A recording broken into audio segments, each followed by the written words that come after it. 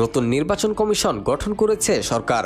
এই কমিশনে অবসরপ্রাপ্ত সচিব এম নাসির উদ্দিনকে প্রধান নির্বাচন কমিশনার হিসেবে নিযুক্ত করা হয়েছে।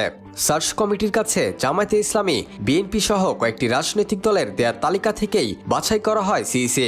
জানা যায়, প্রধান নির্বাচন কমিশনার হিসেবে বিএনপি যে দুজনের নাম প্রস্তাব করেছিল তার মধ্যে এম নাসির উদ্দিনের নাম ছিল। তিনি জ্বালানি ও খনিজ সম্পদ মন্ত্রণালয় এবং স্বাস্থ্য মন্ত্রণালয়ের সচিব ছিলেন। তিনি 2009 সালের জানুয়ারিতে অবসরে গেছেন। নাসির উদ্দিন বিসিএস 1979 ব্যাচের প্রশাসন ক্যাডারের কর্মকর্তা।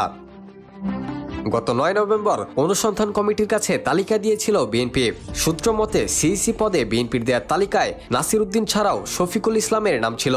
শুধু বিএনপি নয়, বিএনপির মিত্র দলগুলোর বেশিরভাগের তালিকাতেও এই দুইজনের নাম ছিল।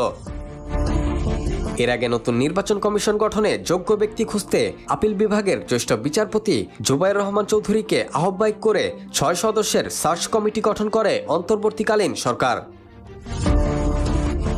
রাকিবুল হাসান, টি নিউজ, বাংলাদেশ।